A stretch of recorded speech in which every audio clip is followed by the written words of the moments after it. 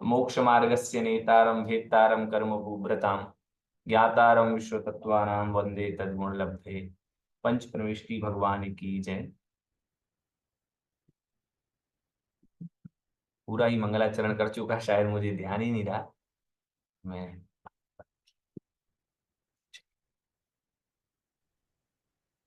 मंगला आवाज आ रहा था भैया, बाद में गया वो। अच्छा, मंगलाचरण की आवाज आ रही हाँ, थी। आ रही थी। बरोबर बरोबर। चलिए, तो कल हम लोग इस चर्चा पर पहुंचे थे कि जो शल्य से रहित होता है उसे व्रती कहते हैं, और जो सशल्य होता है वह व्रती नहीं हो सकता। अर्थात माया, मिथ्या और निदान, इन तीनों से हमें रहित होना पड़ेगा, तब जाकर के हम व्रती बन सकते हैं। तो अगर किसी ने व्रत ले लिए हो और वह सोचे कि मैं व्रती हूं, तो तब तक वह व्रती नहीं कहला सकता जब तक कि वह माया, मिथ्या और निदान तीनों से रहित नहीं है। यह हमने कल पढ़ा। और साथ में एक शंका भी यहाँ पर कही गई थी कि चाहे भली ही किसी के यहाँ बहुत सारा घी दूध है तो हम गाय वाला कहते हैं, लेकिन किसी के यहाँ भले ही गाय बहुत सारी हो लेकिन दूध घी बिल्कुल भी ना होता हो, वो घी और दूध बिल्कुल भी ना देती हो, तो उसे हम गाय वाला नहीं कह सकते हैं। इसी तरह से जिनके व्रत हैं लेकिन शल्य से जो सहित है वह व्रती नहीं कहला सकता। इसलिए निःशल्यो व्रती, शल्य से रहित और पांचों व्रतों से युक्त जो है उसी का नाम व्रती है। ऐसा उसमें कहा गया था कि व्रती को शल्य से रहित भी होना है और व्रतों का पालन भी करना है, तभी वह व्रती कहा जाएगा। और उसी व्रती के अर्थात मुनि महाराज को भी शल्य से रहित होंगे तब वह व्रती माने जाएंगे, और श्रावक जब शल्य से रहित होंगे तब व्रती माने जाएंगे, क्योंकि ये व्रती का लक्षण है। ये महाव्रती का या अणुव्रती का लक्षण नहीं है, ये सामान्य व्रती का लक्षण है। अब उसी व्रती के दो भेद कहते हैं, आगार्य नगारश्च। आगार्य नगारश्च, अगारी और अनगारी, अगार्य और अनगार। तो अगार और अनगार ये दो भेद हुए। अब अगार अनगार क्या कहलाता है? तो कहते हैं प्रतिश्रयार्थिभिः अंग्यते इति अंगारम वेश्म तद्वान तद्वान अगारी। अर्थात प्रतिश्रय का जो अर्थी है, मतलब आश्रय को जो चाहता है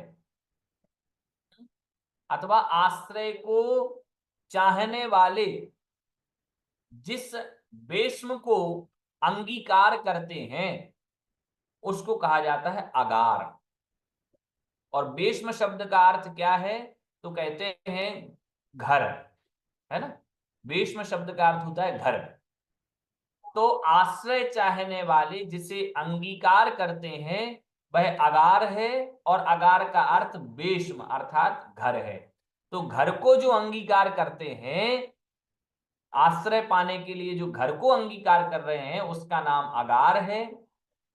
न विद्यते अगारम अस्ति एन अस्ति अनगारा।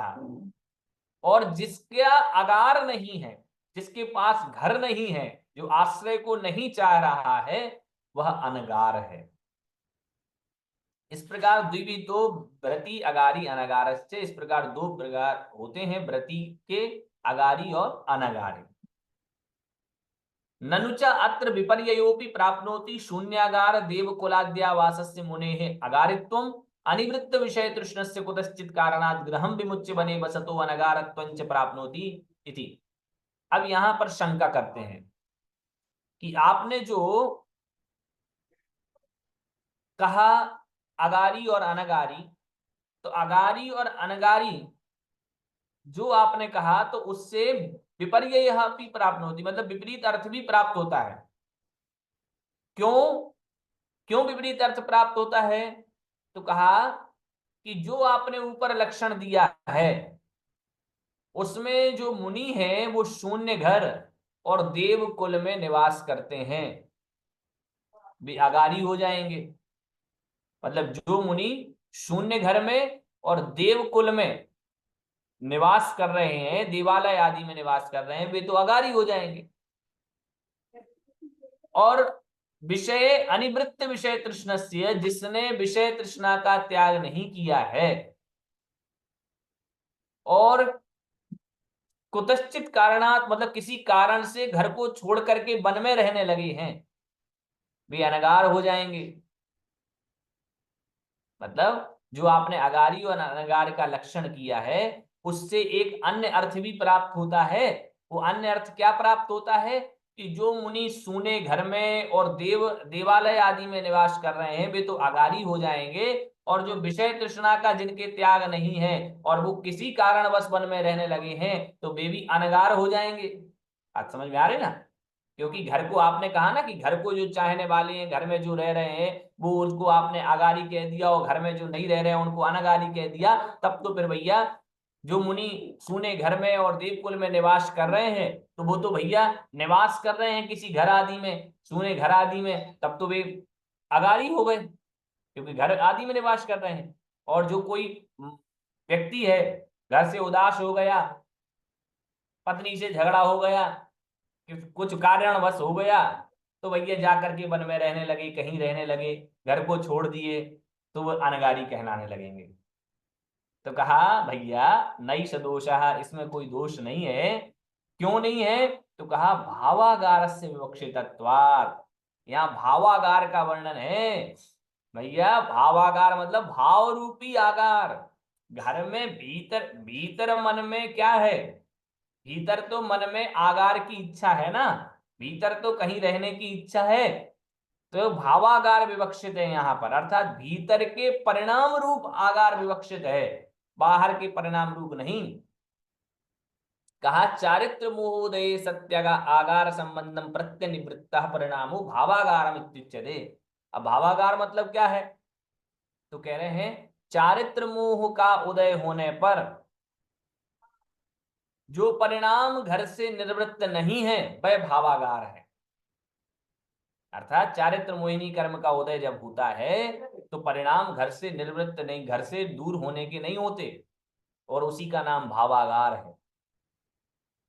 और ग्रहे वसन्नपि, और कह रहे हैं सा यस्य अस्ति असौ अगारी बने वसन्नपि, और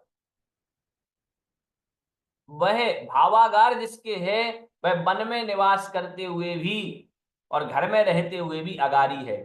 चाहे वह वन में रह जाए और चाहे वह घर में रह जाए, घर में रहेगा तो भी अगारी है और वन में रहेगा वह तो भी अगारी है, क्योंकि चारित्र मोहिनी कर्म का उदय है। और चारित्र मोहिनी कर्म का उदय ऐसा बना हुआ है कि घर से तो परिणाम उसके भाग ही नहीं रहे हैं, घर में ही रहने के उसके परिणाम है, तो वह भावागार है। अब चाहे वह वन में रहे और चाहे वह रन में रहे, अर्थात चाहे घर में रहे हुए और चाहे वन में रहे हुए, फिर भी अगारी है।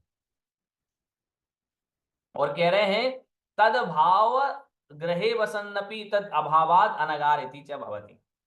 और घर में रहते हुए भी यदि उसका भाव आगार नहीं है, अर्थात उसके चारित्र मोहिनी कर्म का उदय नहीं है, घर में रहने रूप परिणाम का उसका उदय नहीं है, तब वह अनगार ही कहलाएगा।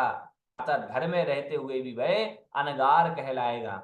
इसका मतलब है कि हम सब अनगारी हो गए, मतलब जिसके ऐसा व्यक्ति व्रती व्यक्ति जिसके भीतर मन में ये परिणाम है कि मैं घर में नहीं, मुझे नहीं चाहिए घर, तो क्या वो यहाँ बैठे बैठे अनगार हो जाएगा? कहेगा नहीं, ये मुनि महाराज की बात चल रही है कि जो मुनि सूने आगार आदि में रह रहा है और भीतर उसके इस प्रकार के परिणाम ही नहीं है, तो वह घर में रहते हुए भी अनगार ही सिद्ध होगा, आगार सिद्ध नहीं होगा। ये समाधान दिया। ननुचा अगारिणो व्रतित्वम न प्राप्नोति। अब पुनः शंका करते हैं कि जो अगारी है वो व्रतित्वम न प्राप्नोति, व्रती नहीं हो सकता। क्यों नहीं हो सकता? अर्थात अभी अपन ने कहा ना, अगारी को हमने व्रती माना और अनगारी को भी व्रती माना, तो वो यहाँ शंका कर रहे हैं कि अगारी जो है घर में रहने वाला है वो व्रतित्वम न प्राप्त होती, वह व्रत पने को प्राप्त नहीं हो सकता, अर्थात उसके व्रत नहीं हो सकते जो घर में रह रहा है। क्यों नहीं हो सकते? तो कह रहे हैं असकल व्रतत्वात्, क्योंकि उसके सकल व्रतों की पूर्णता नहीं है, संपूर्ण व्रत उसके नहीं है। तो संपूर्ण व्रतों का अभाव होने के कारण से, संपूर्ण व्रत उसके नहीं होने से उसको हम व्रती नहीं कह सकते। उत्तर देते हैं नैष दोषा, इसमें कोई दोष नहीं है। क्यों नहीं है?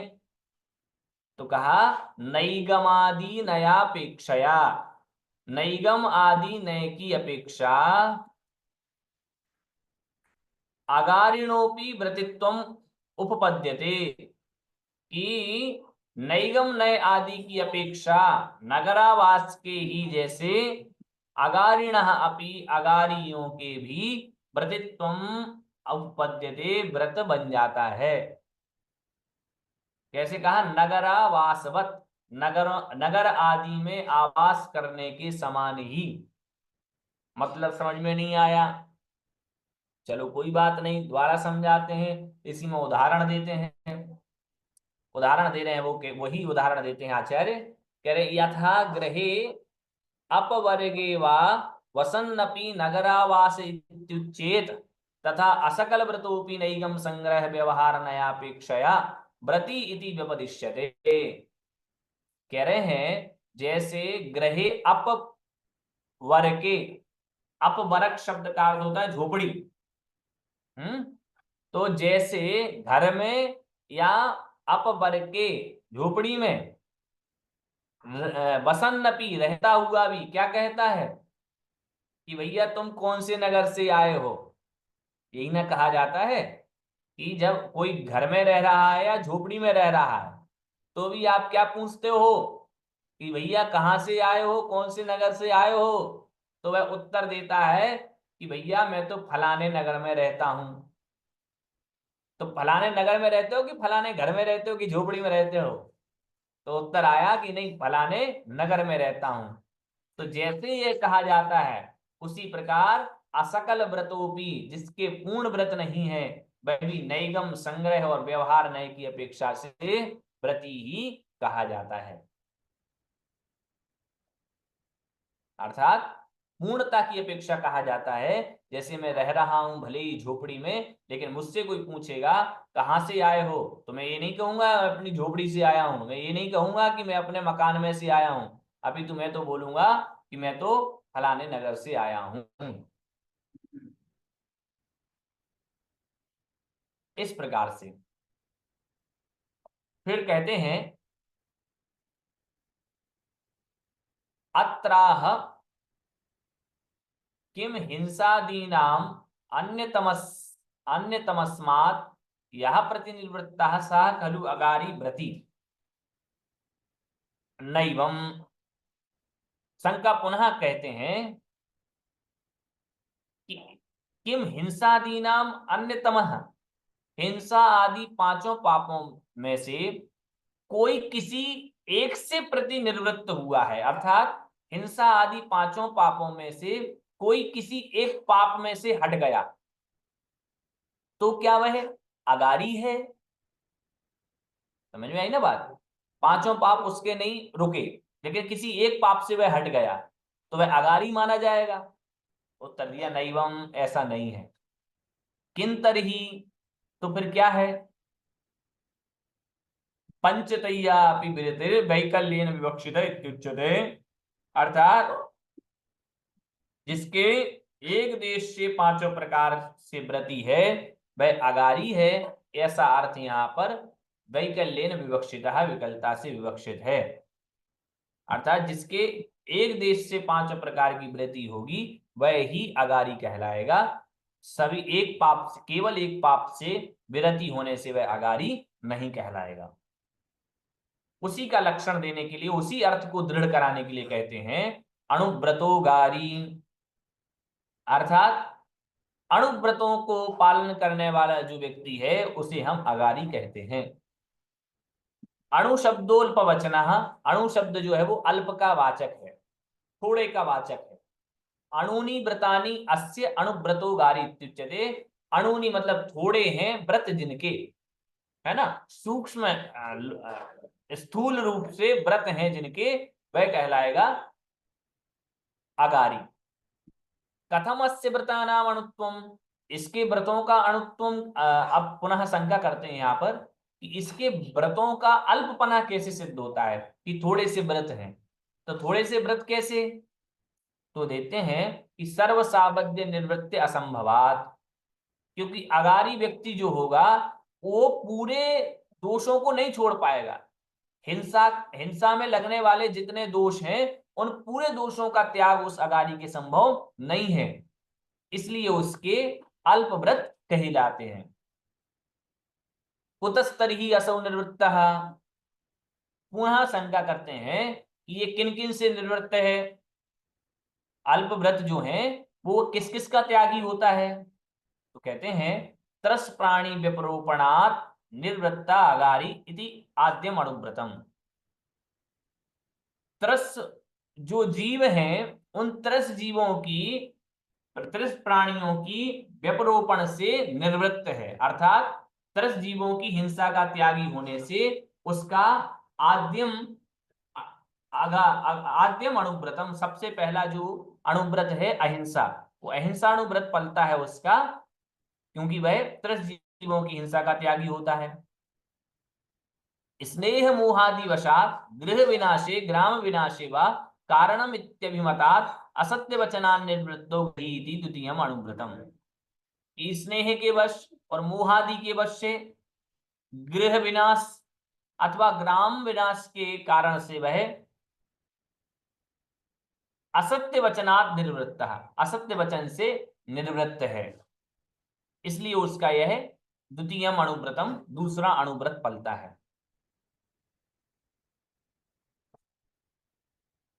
अन्य पीड़ाकरम पार्थिव भयादि वशाद अवश्यम परित्यक्तमपि यत् अदत्तम ततः प्रतिनिवृत्तादरः श्रावक इति तृतीय अणुव्रतम।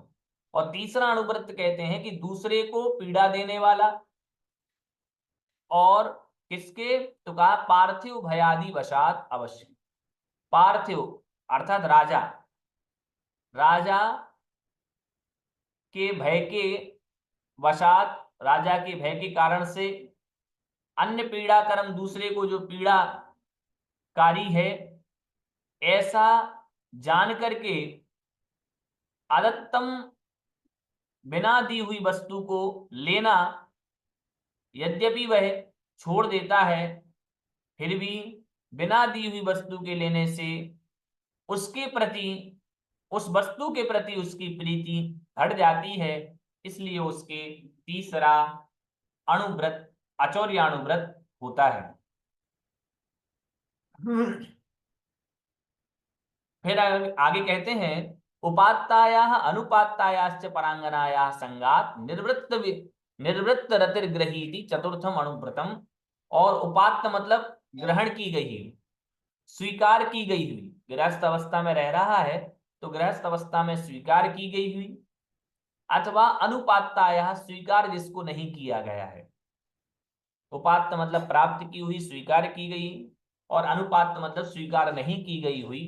परांगनाया पर की जो अंगना है, ऐसी पर की अंगना, पर की स्त्री जिसको अभी तक किसी ने स्वीकार नहीं किया हो, और ऐसी स्त्री जिसको किसी ने स्वीकार कर लिया हो, तो दोनों प्रकार की ही स्त्रियों का संग करने से जिसके रति हट जाती है उसके परस्त्री नाम का चौथा अणुव्रत होता है। उसके उपरांत कहते हैं धन धान्य क्षेत्रादीनाम इच्छावशात कृत परिच्छेदो गृहीति पंचम अणुव्रतम। धन धान्य दासी दास आदि की इच्छाओं के वशीभूत होकर के कृत परिच्छेद मतलब गृहस्थ में धन धान्य और क्षेत्र आदि का इच्छा के अनुसार परिणाम कर लेता है, परिमाण कर लेता है। शेष को छोड़ देने से, शेष के प्रति आसक्ति नहीं होने से उसके पंचम अणुव्रतम पांचवा अणुव्रत फलता है। अब कहते हैं आह अपरित्यक्तागारस्य किम एतावानेव विशेषः। क्या किसी ने छोड़ दिया है आगार आदि को और ये ग्रहण कर ले, इससे ही क्या उसके अणुव्रत पलते हैं? अथवा किम एतावान एव विशेषः, क्या इतनी ही विशेषता होती है व्रति की? आहुष्य अथवा अस्ति कश्चिद अन्यः, या फिर और कोई भी विशेषता इसकी होती है? और क्या विशेषताएं हैं व्रति की, उसके विषय में कहते हैं दिग्देशानर्थ दंड विरति सामायिक प्रोषदोपवासोपभोग परिभोग परिमाणादि संविभाग व्रत संपन्नश्च। दिग्देशानर्थ दंड विरति सामायिक प्रोषदोपवासोपभोग परिभोग परिमाणातिथि संविभाग व्रत संपन्नश्च। अर्थात दिग्देश अनर्थ दंड विरति, दिग और देश, तो दिग विरति और देश विरति, दिग विरति ये तीनों के साथ विरति शब्द लगेगा। तो दिग विरति, देश विरति और अनर्थ दंड विरति। दिग विरति, देश विरति और अनर्थ दंड विरति। सामायिक व्रत, प्रोषदोपवास व्रत, उपभोग परिभोग व्रत, उपभोग परिभोग परिमाण व्रत और अतिथि संविभाग व्रत, इनसे भी युक्त होता है। दिग्विरत, देश विरत, अनर्थ दंड विरत, सामायिक प्रोषदोपवास, उपभोग परिभोग परिमाण और अतिथि संविभाग, ये 7 शील हैं। प्रारंभ के 3 गुणव्रत हैं और सामायिक प्रोषदोपवास, उपभोग परिभोग परिमाण व्रत और अतिथि संविभाग व्रत, ये 4 शिक्षा व्रत हैं। ये बाढ़ है, व्रतों की बाढ़ है ना, शील बाढ़ 9 राख है ना। तो ये 7 शील ये व्रतों के लिए जैसे खेत में बाढ़ होती है, खेत में जैसे हम खेत की सुरक्षा के लिए हम चारों ओर से हम सुरक्षा कवच जो लगाते हैं, उसी कवच के समान ही ये हमारे लिए व्रतों के कवच के समान होते हैं दिग्व्रत, देश व्रत आदि, जिनसे कि हम मर्यादा का उल्लंघन नहीं कर पाते। व्रति शब्द प्रत्येकम परिसमाप्यते, व्रति शब्द प्रत्येक में परिसमाप्त होता है, अर्थात सबके साथ विरति लगेगा। दिग्विरति, देश विरति और अनर्थदंड विरति, एतानि त्रीणि गुणव्रतानि, ये 3 गुणव्रत है। व्रत शब्द से प्रत्येकम अभिसंबंधात, व्रत शब्द का प्रत्येक के साथ अभिसंबंध है। यहाँ जहां जहां एकदम सरल है वहां हम बहुत गति के साथ चलेंगे, और जहां एकदम सरल पड़ेगा वहां थोड़ा सा समय। नवशील क्या है भैया जी? जय जिनेन्द्र भैया जी। जी 7 शील अपने यही हो गए, 3 गुणव्रत और 4 शिक्षा व्रत। क्या व्रत और 2 हो गए ना, 3 और 4 हाँ 7 7 हो गए ना, 3 9 बाढ़ व्रत में आता 9 बाढ़, हाँ तो उसमें 2 कौन से है अभी? नहीं वो शील बाढ़। वो मन वचन और काय 9 कोटि से होता है। हाँ वहां ये अर्थ ग्रहण करना चाहिए, शील बाढ़ 9 राख, 9 राख 9 तरह से, 9 प्रकार से शील की बाढ़ को, वो ये अर्थ है वहां पे। हाँ तो जैसा अभी बताया ना किसी ने कि मन वचन काय से, हाँ तो 9 प्रकार हो जाएगा मन वचन काय। भैया जी व्रति और व्रत का अर्थ तो एक ही है ना? क्या? विरति और व्रत का अर्थ? हाँ विरति मतलब त्यागना, विरति। तो तथा सामयिक व्रतम, प्रोषदोपवास व्रतम, उपभोग परिभोग परिमाण व्रतम, अतिथि संविभाग व्रतम, एतानि चत्वारि शिक्षा व्रतानि, ये 4 शिक्षा व्रत हैं। एतैर्व्रतैः संपन्नो गृही विरता विरत इत्युच्यते। एतैः व्रतैः, इन व्रतों से जो संपन्न है गृहस्थ, वह विरता विरत इत्युच्यते, उसको विरता विरत कहा जाता है। किसको विरता विरत कहा जाता है? जो इन व्रतों से संपन्न होता है गृहस्थ। विरता विरत क्यों? विरत प्लस अविरत, दीर्घ की संधि है। विरत मतलब त्याग किया है इसने। किसका त्याग किया है? 5 पापों का स्थूल रूप से त्याग किया, इसलिए इसके विरत बन गए।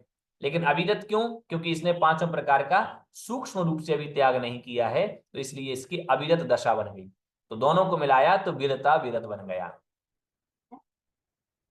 अब इन्हीं को और आगे स्पष्ट करते हैं कि दिग्व्रत क्या है। तो कहा दिक् प्राच्यादि तत्र प्रसिद्ध ही अभिज्ञान रवधि कृत्वा नियमनम दिग्विरतिर्व्रतम।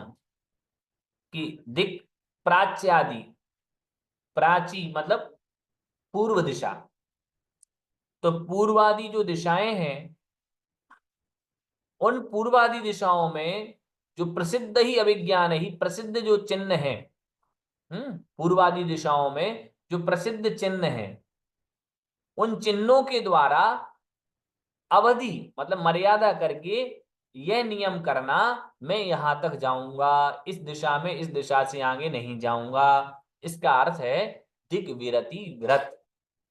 अर्थात उस दिशा में एक पूर्व दिशा में मैं इस जगह तक जाऊंगा। एक हमने चिन्ह बना लिया, एक मर्यादा बना ली, इस मर्यादा का उल्लंघन नहीं करूंगा, ये दिग्विरति व्रत। और कहते हैं इससे क्या होता है? ततो बहिस्त्रस स्थावर व्यपरूपण निर्वृत्तिर महाव्रतत्वम अवसेयम। देखो कितनी अच्छी बात कही कि इससे क्या होता है, बाहर की इस मर्यादा के बाहर जितने भी तरस और स्थावर हैं, उनकी हिंसा से निवृत्ति होने से उसके महाव्रतत्वम अवसेयम, उसके महाव्रत सिद्ध हो जाता है। उतने अंश का उसको महाव्रत हो जाता है। कितने अंश का? जितने अंश की उसने मर्यादा कर ली है। अब उस मर्यादा से बाहर का जितने में भी तरस स्थावर आदि रह रहे हैं, उन तरस स्थावरों की यदि हिंसा होती है तो उन तरस स्थावरों की हिंसा का उसको दोष नहीं लगेगा, और दोष नहीं लगने से उतने अंश में उसके महाव्रत सिद्ध हो जाएगा।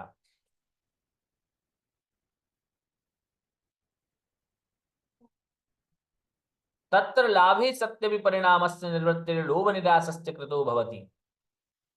और मर्यादा के बाहर यदि उसको लाभे सत्यपि लाभ होने पर उसमें उसके प्रति उसकी आसक्ति नहीं रहेगी, तो उसके लोभ का भी त्याग बन जाएगा। उसके बाद कहते हैं ग्रामादीनाम अवधृत परिणाम प्रदेशो देशः। ग्राम आदि की मर्यादा कर लेना, अवधृत परिणाम कर लेना, मैं इस गांव में यहां तक जाऊंगा। ये प्रदेश में ऐसा इस प्रकार की मर्यादा करना देश कहलाता है। अर्थात इस स्थान तक ही जाऊंगा।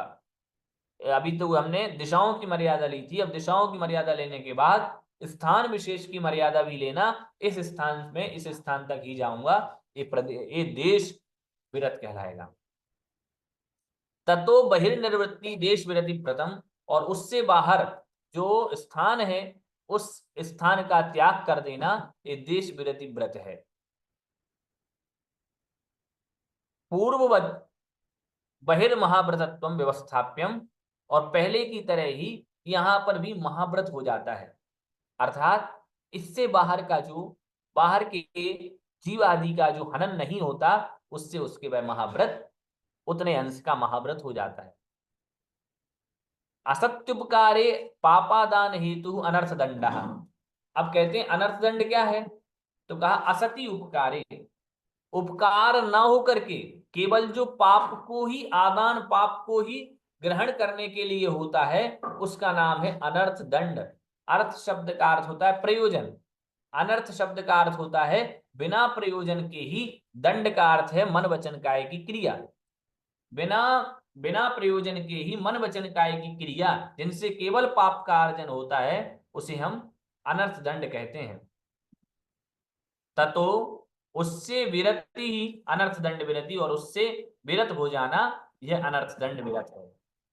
अनर्थ दंड पंचविधा, अनर्थ दंड जो है वो 5 प्रकार का होता है। अपध्यान पापोपदेशा प्रमाद चरितम हिंसा प्रधानम अशुभ श्रुति इति।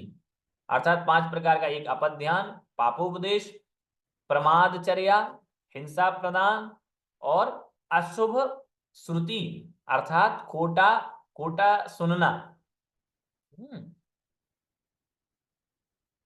तत्र परेशान जय पराजय बंध बंधनांग छेद परस्वहरणादि कथम स्यादिति मनसा चिंतनम अपध्यानम। अपध्यान क्या होता है, खोटा ध्यान क्या होता है? दूसरों की जय के विषय में सोचना, दूसरा जीत जाए। पराजय, दूसरे की पराजय हो जाए, दूसरा हार जाए। दूसरे का वध हो जाए, दूसरा बंध जाए। दूसरे के अंगों का छेदन हो जाए, दूसरे की स्त्री का हरण हो जाए, दूसरे के धन का हरण हो जाए इत्यादि अपने मन में चिंतन करना, इसका नाम है अपध्यान। पापोपदेश क्या है? त्रियक क्लेश वाणिज्य प्राणी बधकार आरंभादिश त्रियक क्लेश वाणिज्य प्राणी बधकारंभादिशु पाप संयुक्तम वचनम पापोपदेशः। त्रियंचों को क्लेश पहुंचने वाले और वाणिज्य अर्थात व्यापार करने वाले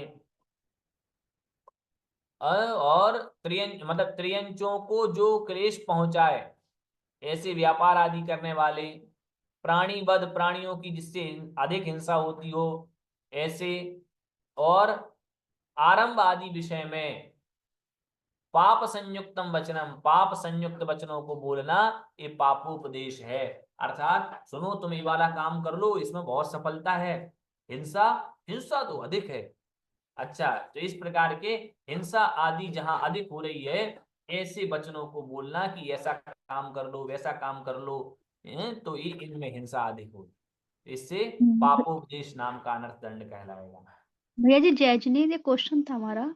जी भैया जैसे दूसरों का इसमें देखा, दूसरों की जय पराजय करना, मतलब उसके बारे में, तो किसी के बारे में सोचते हैं वो, मतलब उसकी पराजय जय के बारे में, तो भी उसमें भी हमें दोष लगेगा अनर्थ व्रत का? बिल्कुल लगेगा। जैसे हम टीवी में देख रहे हैं मैच, आज तो भारत जीत जाए, आज तो हाँ, ये सोच ये क्या बोलते हाँ, ना, तो इसमें दोष लगेगा हमें।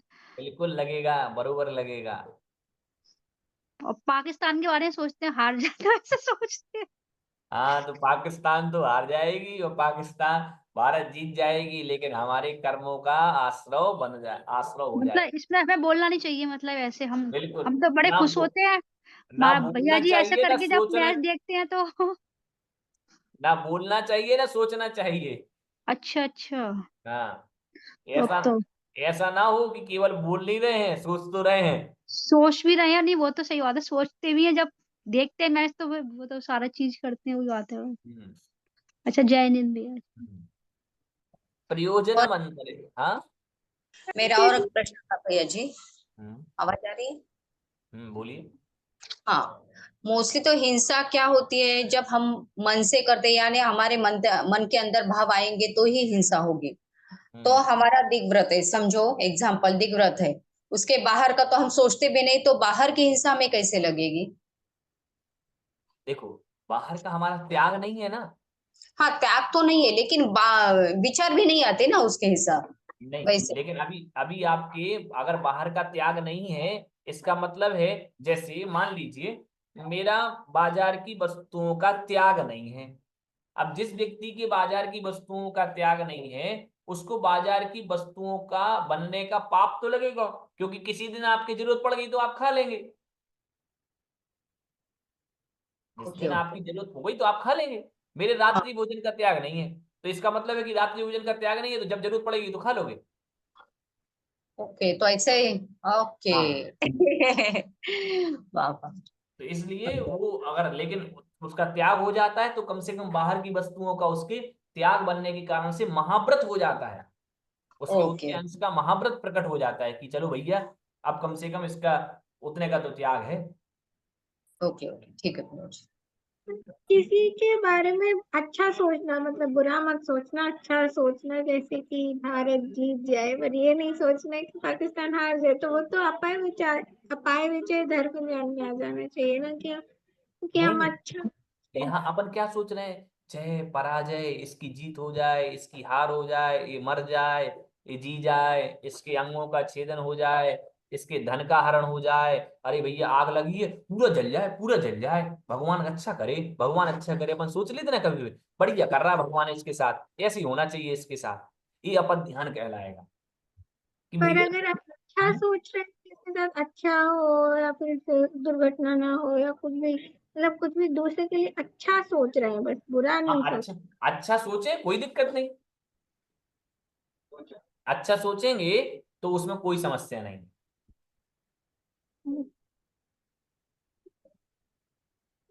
प्रयोजनमंतरेण वृक्षादिच्छेदन भूमिकुट्टन सलिल सेचनाद्या सेचनादि अवध्य कर्म प्रमाद आचरितम।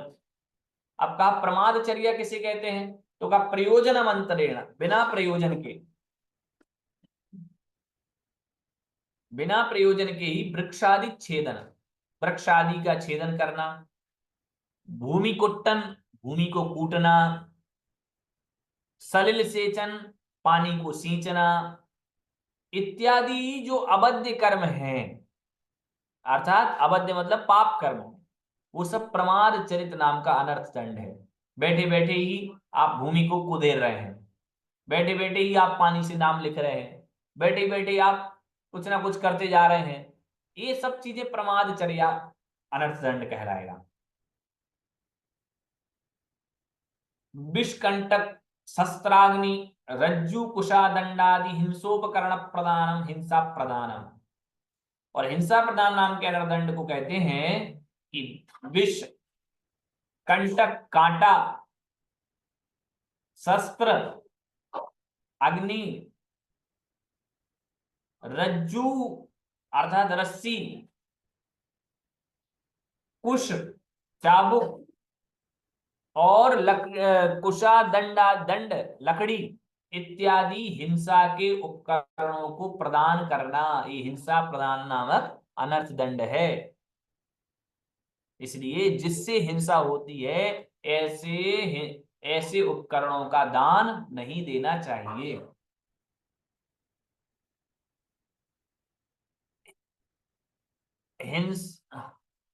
हिंसा रागादि प्रवर्धन, दुष्ट कथा श्रवण, शिक्षण व्यापृत्ति, अशुभ श्रुति, हिंसा और राग आदि का प्रवर्धन हो। अशुभ श्रुति, अशुभ श्रुति कहेंगे हिंसा और राग आदि को जो बढ़ाए, ऐसी दुष्ट कथा श्रवण, ऐसी खोटी कथाओं को सुनना और उनका शिक्षण, और उनको दूसरों को उन कथाओं को सुनने के लिए शिक्षा देना, इसका नाम है अशुभ श्रुति नाम का अनर्थ दंड। इसलिए जिन कथाओं से ये हमें हिंसा और राग आदि भाव बढ़े, ऐसी कथाओं को सुनने का त्याग होना चाहिए। फिर कहते हैं, थोड़ा सूत्र बड़ा है,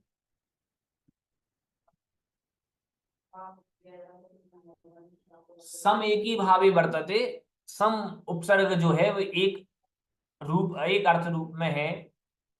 जैसे तद्यथा संगतम घृतम संगतम तैलम इत्युच्यते एकीभूतम इति गम्यते, एकत्वेन अयनम गमनम समयः समय एव सामायिकम समयः प्रयोजनमस्येति वा विगृह्य सामायिकम इत्यादि में कहा गया है। यहाँ सम अव्यय आदि की चर्चा है सामायिक के अर्थ में। अब सामायिक के विषय में, क्योंकि सबसे पहला शिक्षा व्रत सामायिक है, तो उस सामायिक शिक्षा व्रत के ही विषय में कहते हैं कि यहाँ सम जो है वो एक रूप अर्थ में, सम उपसर्ग एक रूप अर्थ में है। जैसे उदाहरण दिया, संगतम घृतम, घी संगत है, तैलम संगतम, तैल संगत है। तो एकीभूतमिति गम्यते, जब इस प्रकार कहा जाए तब संगत का अर्थ एकीभूत होता है, अर्थात एक में ही मिला हुआ। इसी प्रकार एकत्वेन अयनम गमनम समयः, इसी प्रकार सामयिक में एकत्वेन एक ही प्रकार से अयनम बीतना या गमनम गमन करना यह समय है। और समय एवं सामयिकम, समय ही सामायिक है, समय से जो युक्त है वो सामायिक है, अर्थात सम और अय, सम यहाँ पर धातु उपसर्ग है और अय एक धातु है। सम का अर्थ कहा हो ही गया और अय का अर्थ गमन है। तो एक रूप में जो गमन होना है, अर्थात सामायिक में एक रूप में गमन होता है, एक ही एकाग्रचित्त होकर के गमन होता है, इसलिए वह सामायिक कहलाती है। और भी सामायिक के विषय में कल विचार करेंगे। आज अगर कोई प्रकृत पाठ में किसी की कोई शंका हो तो कह सकते हैं।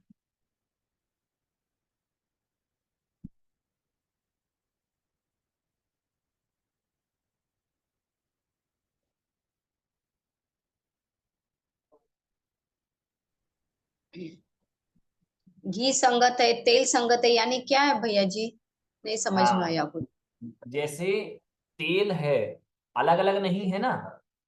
तेल जब वो हो जाता है, तेल बन जाता है, तो एक ही हम तेल कहते हैं ना, पूरा सब मिले हुए का तेल।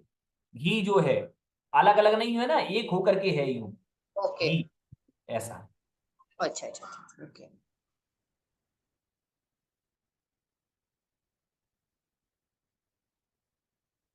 बोधि समाधि परिणाम शुद्धि स्वात्मोपलब्धि शिव सौख्य सिद्धि चिंतामणिं चिंतित वस्तु दाने त्वां वन्द्यमानस्य ममास्तु देवी।